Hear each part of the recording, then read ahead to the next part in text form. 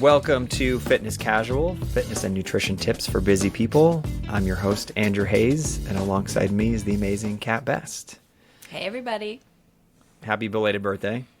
Oh, thank you. You're welcome. Kat, hot start. What's your least favorite thing about the grocery store?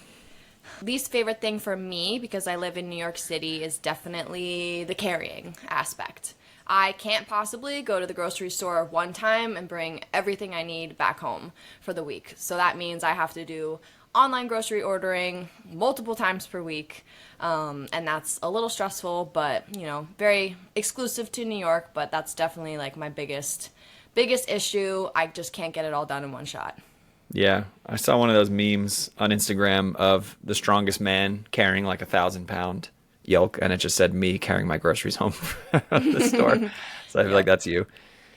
Yeah, I did the city thing for a long time, New York and San Francisco. I totally agree. That was annoying. And now that I'm a suburb guy, the most annoying thing is the parking lot. I don't know if it's only like really terrible drivers drive to the grocery store, or there's a full moon every time people go, but they just don't know how to park. They drive super fast. I feel like I have more dents and scratches on my car from leaving it in the grocery store parking lot unattended for 25 minutes. I know.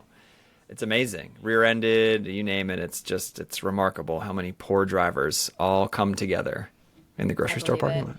Yeah. I used to park all the way in the back when I used to drive to grocery stores. All the way in the back, because I could walk and just not deal with closely tight packed spaces. That is smart. That's what I need to start doing. But I honestly just stopped caring about my car once I had kids because they just ruin the inside. So I might as well ruin the outside while we're at it. I don't know. So how often are you going? I know that you are not quite the same as all of our clients because you cook at home a lot, but what's that look like for you? So I exclusively do online grocery ordering now. Wow. I ruled it out when I just started getting more busy, and then once I got a dog and all the time I spent outside, I had a dog with me, so I couldn't go into the store. So that actually kind of messed up my flow of hitting the grocery store, which I would go to maybe like every other day just to grab what I wanted for like that day, because I do have a grocery store quite close to me. But now I do an online grocery order I would say twice a week. Okay. I do usually one for like a Monday through Thursday, and then like a Friday and weekend one. That's typically how I do it, but twice a week is how I get a lot of fresh food that doesn't go bad. So that's another thing. For me to do it once a week, I have an issue with just keeping things fresh. And also, it's a little hard to know how much we are going to consume. It's not very steady in my house, so sometimes things will last much longer. They'll run out pretty quickly, but either way, I have a very clear set of staples. When I do online ordering, I basically just add those things back into my cart, so it's pretty brainless there. Only place that holds me back is sometimes I don't get enough variety because I'm not going to a store to see all the new stuff, get excited about a new product, catch a deal. Like, I'm not getting those things. And I personally love the grocery store. I always have. I've always thrived in a grocery store. I grew up going with my mom when I was really little. She would like give me a task, like, go get this. And I'd be like, okay, come back. What's the next one? And I did that with her until I was like an adult and moved out. We just always went to the grocery store together, came home, cooked together. So I definitely love a grocery store. I like when I travel to pop in a grocery store I've never been to before. I love it. I love it all. And I do wish I could go to them more frequently in New York, but one day when I'm not living here, that I will be able to. Bring a car, load it up. Park it in the back of the parking lot. Yep. Yeah, we had our nutrition seminar this weekend, which you couldn't make because of your recovery from your shoulder. And four of us got in the car and went to Publix, which is the grocery store in Florida, to get a sandwich and then also snacks because, those things you're sitting there all day, stocking up on bars and all that. And there was like half of the seminar had also had the same idea. We all met up in Publix, including Jason, our mentor, which is funny. So that's the grocery store. It's a great place to be, even for food, for to-go food. Yeah, I like that idea, by the way, of sending my kids on a mission. I think I'm going to do that. I have found a nice, healthy mix of online ordering and going in person for all the reasons you said. But I've also added a third piece, and I know you have this too, of delivery, subscription delivery. Oh, yeah. So Just Meats, comes less frequently now, but still. And then we do the Wild Alaskan Company. We get a shipment of like 8 pounds of fish every 2 months, and that's all Amazing. frozen. And then we also go to the farm probably once a month. I'd like to go more often, and we'll get like bacon and steak and eggs there too, and the kids love it because they can pet the goats and stuff like that. They haven't quite put together that the animals that they're petting are maybe related to the food we bring home, but we'll tackle that another day. I'm not ready for that conversation.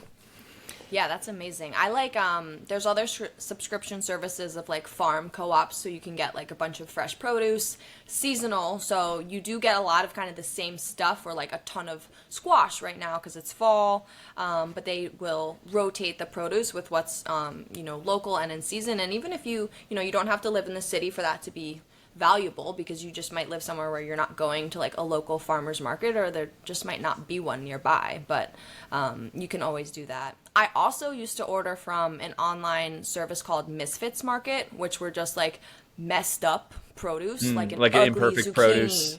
Yeah. A really weird looking apple that no one would buy, but it's like perfectly fine. And I actually loved ordering from them because they had everything, meat included. So it'd be like a weird chicken breast that no one would touch, but it's like half off.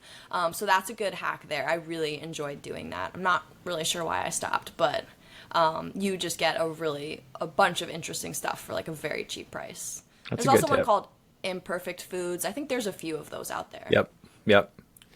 What do you say to people who are maybe intimidated by buying stuff like that? Like Imperfect Produce sends you what they feel like, so you might get shipped a rutabaga or whatever. Or farmers market, same thing. There's so much there. Everyone's used to just buying the same old stuff like peppers and spinach. What do you say to that? Any tips for people who maybe aren't as good of a cook as you are? Yeah, I think it's a good opportunity to explore something new. Google a recipe real quick. Or instead of deeming it something unfamiliar and scary, just be like, okay, what can I do with this? Or what can I make? Or how can I make it familiar? If you get a rutabaga and you like roasting potatoes, just do that with a rutabaga. There's just so many ways, Instagram reels. You can just learn how to do anything these days with ingredients. And don't be scared. I think trying something new, just give it a shot. If you don't like it, cool, never again. But always worth trying. I think especially as an adult, you kind of get into a rhythm. You have the same things over and over. Vegetables, the same meats, like change it up, try something new. It could be one new seafood item per week, one new veggie. Doesn't need to be an overhaul, but just like a few things. Or if you like a restaurant meal, ask yourself, if I were to make this at home, what would I need? And that's a great way to like get some inspo for buying new foods. Yeah, I've done that. I realize that because I'm not I'm not very confident as a cook. Maybe I'm better than I give myself credit, but I don't, put out recipes too often, as most of you know if you follow me. And I remember once having shishito peppers at a restaurant as an appetizer, and so they like fire roast them and salt them. And I was like, man, these are so good. I should learn how to make these. And I was like, it's so easy. First of all, they're $3 at the grocery store, and all you do is throw them on the grill. You can't mess it up. And now I make them all the time. And so it really just takes that like little bit of confidence of like, yeah, I could make this. And then it really expands your horizon. I like that tip a lot. You never That's know. good. Otherwise, I'll just open my fridge and I'll say, okay, I have ground turkey, red onion, and basmati rice or something, and I'll just type that into Google and I'll get a recipe. That's usually my move. I don't need to impress anybody, and then I can get that together. All right, so we're going to go through some tips for navigating the grocery store. We're going to cover fat loss as well as long-term health. We do have a Costco guide and a Trader Joe's guide that we will plug before the end of this, but let's talk through in detail some of the strategies for some of our very busy listeners. Where do you want to start, Kat? We're going to start with a plan, because I think the best thing you can do is have some plan, some form of structure. You do not need to have meals planned. I think this is key here. Meal planning is great, but it can be quite overwhelming when it comes to buying ingredients. But I think structure is key. So you need to have proteins, vegetables, fats, starches, flavor, and snacks.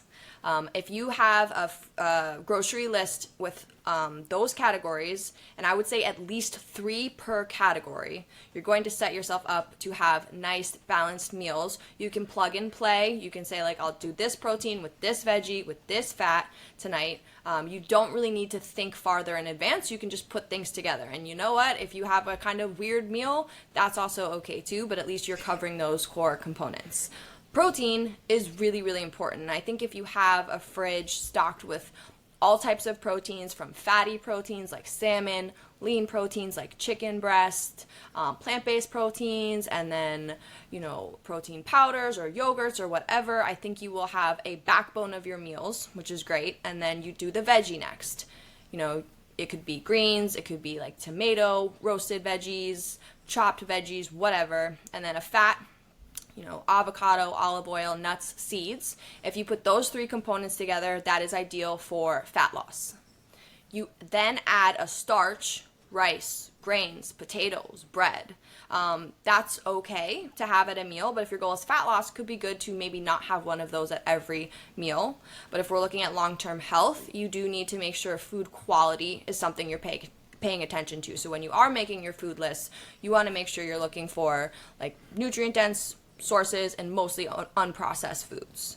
And I think if you just get those basics down in your list, then whatever else you buy, those are just add-ons. That's the fun stuff. Maybe the stuff you don't necessarily need, but your core bases are met. And I think flavor is a really important part of a grocery list that people don't think about, because this is how you're going to enhance the taste of your nutrient-dense, unprocessed foods that maybe taste bland to you. So there's lots of condiments, salsa, mustard, seasoning packs. There's just so much you can buy to just enhance the flavor. So I think that's always a key part. Me personally, I always have a bunch of flavor items in stock at home, and if I see a new one, I'll grab it just to try, like a buffalo sauce or whatever. That can completely change a meal, and it requires very little effort. So flavor is key. And then I think what comes last on everyone's list should be snacks. You need to make sure your core meal basics are being met, and then you address snacks. I think a lot of people buy a ton of snacks at the grocery store and then kind of don't think about their meal components, and they do that last, or they completely forget to buy protein, but they have tons of goldfish and bars and all of this stuff, so they end up eating that more than having good balanced meals. So snacks come last. But I think if you have those 5-6 categories mapped out, you're going to create structure. And meal planning is the next step if you're more advanced. That's when you go, okay, what meals am I going to make with this? Or you start with a meal you want to make. If you want to make like a bolognese with chickpea pasta and ground beef, then you say, okay, what do I need to make that happen? And then write it down in those categories so you're nice and organized. But I think that's the first thing. If you are going to the grocery store when you are hungry, when you don't have a plan, or you're very low on time, you're more likely to not make the best choices. And I know for a lot of busy people, like that's just how it is sometimes, and you do your best. But saving the grocery shopping for a time where you actually have time to think, time to write a list, time to browse and make sure you have everything you need when you're not hungry is the most ideal time to go grocery shopping. Okay. So protein, vegetable, fat, starch for most people, and then flavor, which is important. And we were talking about grocery delivery, online ordering to start the podcast. All of those are possible also to stock up on. So yes, protein, veggies, most likely to go bad first, but you can freeze them. You can buy them frozen. You can pre-cook them and they'll last longer. So lots of tips if you can follow that formula regardless. Then you always have stuff lying around, because I know a lot of the clients that we coach don't want to eat pasta for dinner because they want to hit their goals, but they don't have any protein lying around. So they're just like, well, I'm going to eat something because I'm hungry, which is probably the right choice. But having that protein in your freezer, meal prepped, whatever, or being able to jump out for 15 minutes and go buy a protein, knowing you have flavors and everything else at home, all of those work if you're busy.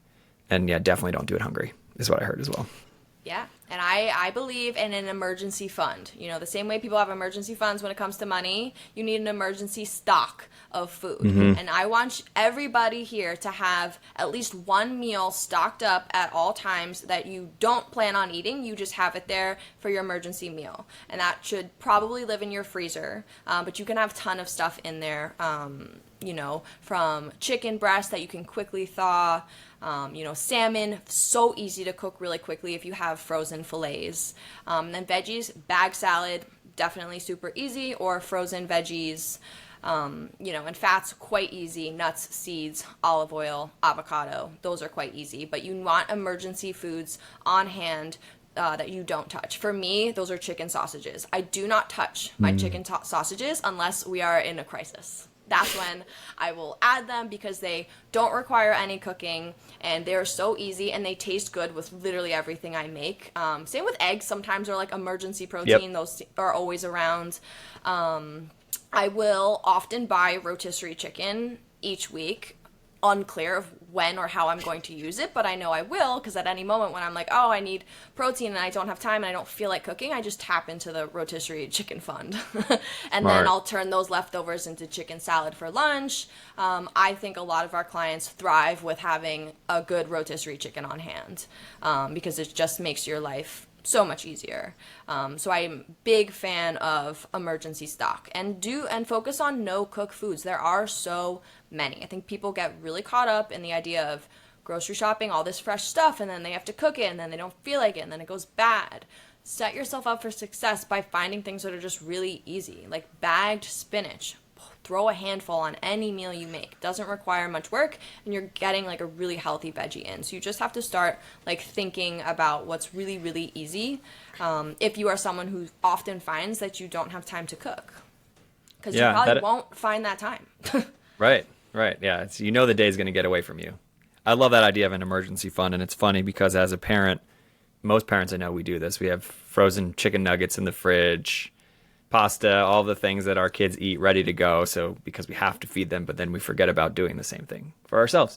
In my house, it's canned tuna is usually my lunch. If I have no more protein, super easy. You can make it a sandwich. You can, put it on toast. You can make it into a bowl. And then you brought up eggs, similar. Like we've gotten into this habit. My wife and I, Leah and I have let's just have breakfast for dinner. We have bacon, we have eggs. They're great.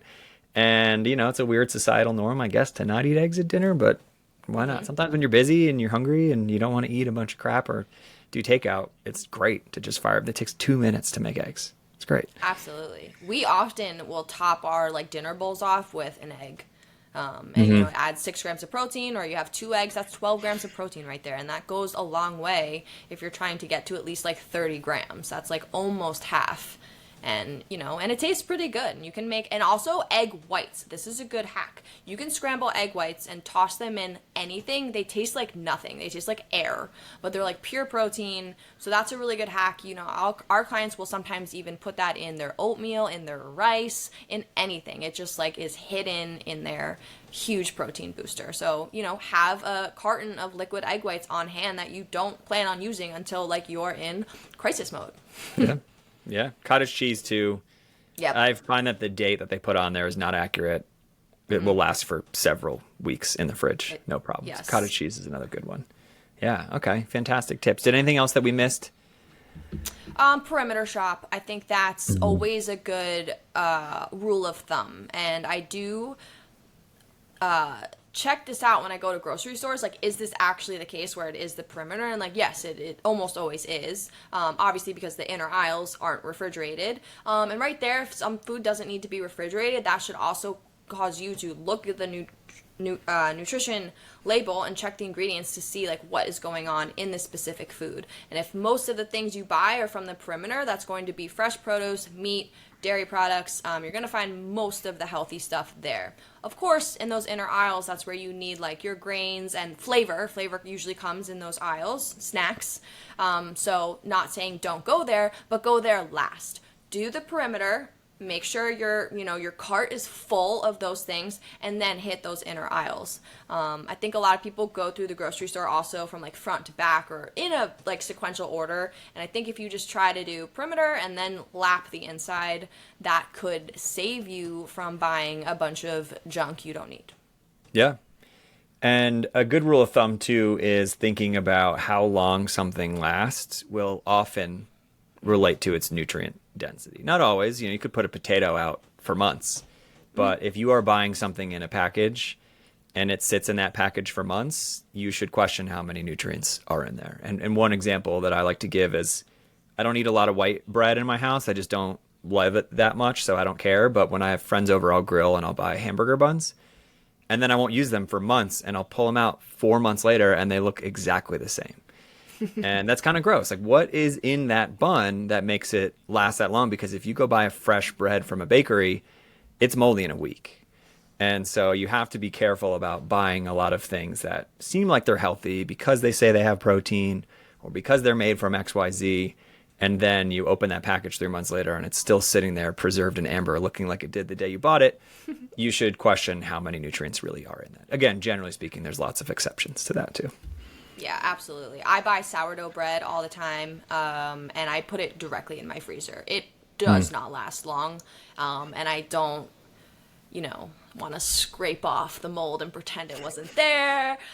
So I just put that right in the freezer, and it's very easy. I take one piece of it out of the frozen package, and I put it in my air fryer to toast. It's like super easy, and a lot of things can really live in your freezer if you aren't sure. You'd be surprised about how long things can last and how good they can taste when you just make it from frozen.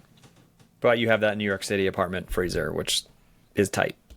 I've had it. It is small, and it's halfway full of dog food. My dog is spoiled with the freshest, most delicious, healthy dog food that takes up my entire freezer. Does he eat the what brand do you buy? I buy Farmer's Dog. Dog, It's excellent. My dog, I'm very lucky, but I feel like he has very minimal to no health issues because he eats amazing food. Amazing. Yeah. And I wasn't willing to make it myself, and I would never feed him kibble. Hot take. But he eats, good like we do. But it's all frozen. It's all fresh.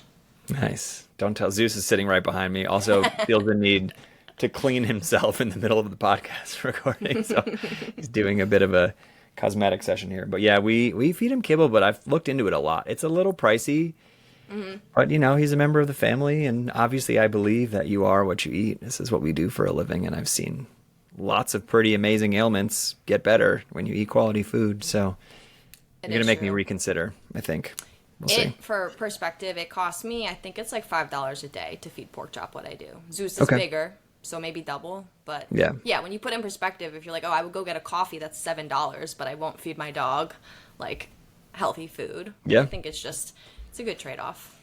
I know. Well, adding to the grocery to that as well, as I used to get all the good protein bars and snacks for myself. So like Rise bars, RX bars, the Chomp jerky sticks. Those are not cheap, and I'm okay with that because it's quality. It's something I'm eating a lot, and I want to make sure my snacks are good.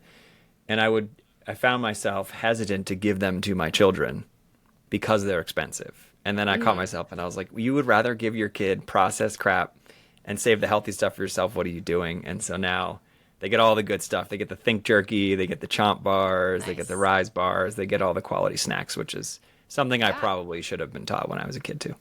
It will pay off. And I think, the Annie's bunnies that are basically goldfish, but look like they're not, like those are, tricks to get parents to think they're feeding healthier stuff to their kids. Yep. So I think that's the way to go. And also, on the grocery topic, when it comes to things like that, protein powders, snacks, bars, you can buy a lot of that on Amazon or other websites and get much better deals. Amazon Prime ships quite fast, so I would say anything that's not perishable, you can buy there and you will probably get a better price. You could also go directly on the supplier's website, like Siete stuff for Siete Foods. Like, I'll buy directly from their website, get a bunch in bulk, get like 30% off, and then I have a ton to work with. So there's always little things like that. Or even Thrive Market, that's a really good place to go where you can get healthy stuff, and they have a lot of deals, and it's membership based, but it could simplify your life when you know pretty much everything they're offering is pretty good quality. Yeah. So there's a lot of stuff like that. I do think you need to hybridize your approach. Not everything you need is going to be available at the grocery store also. A lot of our clients have to buy stuff on Amazon because it's either not available or it's just easier, or you can buy things in bulk. Single serving size things, that's a really good tip. I know it's cheaper to buy like a big bag of nuts in bulk at the grocery store, but if you're having trouble with portion sizing or you don't want to measure it out, buying those single serve packets can take you a long way. And things like that you might just find easier online. Yeah.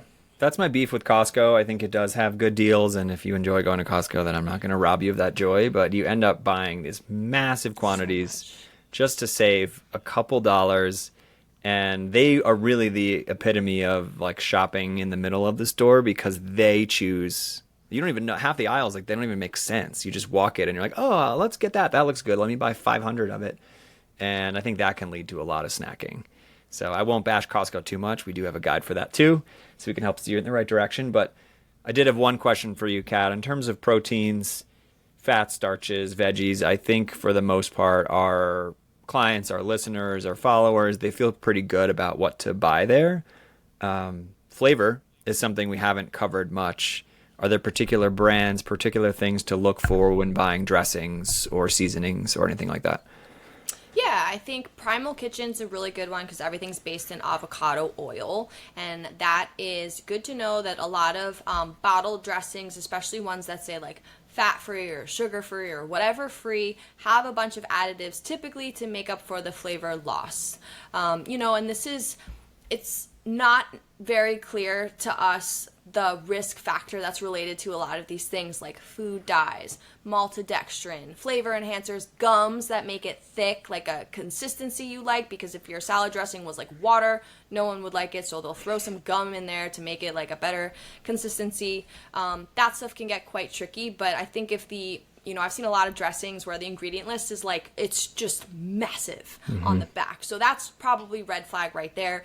It should be quite minimal, and you should at least know what all those foods are. A lot of grocery stores I'm noticing have like a fresh section for dressings or condiments, hummus, other dips. If it's being refrigerated, it's probably a good choice. So that's always a place you can go to. I do think hummus, that's a really good flavor that people don't think about. You can turn that into a dressing by making it a little thinner. You can do it like coat some meat with like chicken coated in hummus and then grilled or roasted is actually really delicious. So things like that. Salsa, I think, is like a very good one for everyone to have. Very low calorie. You're actually getting some vegetables in when you have salsa. Or like pico de gallo, like that's tomato and onion and herbs. So things like that. But yeah, Primal Kitchen's good.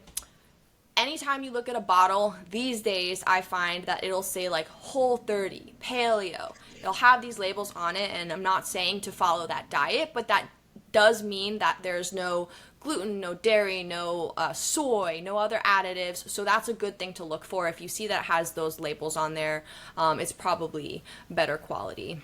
But I'm a big fan of Siete Foods for their seasoning packets. But for the most part, I buy like a lot of Primal Kitchen sauces, and I just pour those on meat and then call it a day. Tons of flavors to work with. And also fresh citrus, lemon, lime, that can go a long way. Salt your food. Oh my God, you need really good quality salt. This is huge for flavor, and I think, grocery stores, you can get all different types of salts, but make sure you just have like good spices and seasonings on hand. Onion powder, garlic powder. I use those all the time, and I don't use fresh garlic because it's annoying. It's annoying to mince. It's annoying to just... Period. It just annoys me. So I do garlic powder for everything, and seasonings go a really long way. Bagel seasoning. Everybody loves bagel seasoning. Yep. Get your bagel seasoning. We do a breakfast in my house, which is the Killer Dave protein bagels or sourdough bread with cream cheese and then smoked salmon and then everything bagel seasoning on top. And it's great. Yeah, another one is Greek yogurt, which is good for consistency if you like more of a sour cream, and then you can just add spices to it and whip it with a fork. So again, I'm not much of a cook, but if I do fish tacos, it's a white fish of any kind. You can't really mess it up. And then you just take a couple tablespoons of Greek yogurt and add like paprika, cayenne if you like spicy, things like that, and you just whip it up, and it's kind of like a much healthier sour cream with whatever spices you add to it. So that's another good one to have around, and that lasts for weeks in the fridge too. Yeah, that's a good one. Kimchi and sauerkraut. If we're going fermented, we're going for gut health. Even if it's not your favorite taste, I would try to find something fermented. That's a really good add-on to your meals. I personally just can't quite do kimchi. So I buy fermented pickles and olives from this online website called Olive My Pickle, and that kind of checks that off for me. Kimchi, just sometimes I can do it, sometimes I can't, and that's not good for consistency. So I bought things that taste good to me and I can eat every single day, snack or part of a meal. So that's a good thing to look for. I love making pickled red onions. Personally, I just chop them up, put them in some apple cider vinegar, and then put them in a jar, and that jar stays for weeks on end, and they kind of like ferment, but they taste really good. They get sweet, so that like bite of the red onion's gone. Those are great to top off meals. Brilliant. I love it. I just made a mental note too. Maybe we should make a guide on snacks to buy, Amazon snacks, Thrive Market snacks. Maybe we'll do a whole episode on it, because I think we could keep going. Okay, so we have a live training on grocery shopping, which I believe by the time this airs will be over, but we do have a replay. So you can message us on Instagram if you want that. And then we also will be putting out our guide, which covers a lot of what we talked about. We have one for Trader Joe's and we have one for Costco. And to be honest, between those two, you could probably take it to any store. Those are the two most unique, most fickle stores. So if you can figure it out at Costco, you can figure it out at Safeway or Kroger or whatever. And if you want to get those, you can follow me on Instagram at Andrew Hayes Life, and you can follow Kat at Kat Best Wellness. And anything else you want to add before we sign off? Just one thing about those guides, they also provide structure of how to create balanced meals. So that whole like protein, veggie, fat, starch thing we were talking about, that is very spelled out. So if you actually want to know how to just make healthy meals, grocery list aside, there's some really good tips in there, and there's also a bunch of no cook options. This is huge for busy people, so it's an equal split of meals that may require cooking and no cook, so it works for everybody. And yes, if you just have a grocery store nearby, all these guides will work. You do not need to necessarily go to Costco or Trader Joe's for them to apply. Yep. All right, that's all for today. Stay hydrated, everybody. Bye, guys.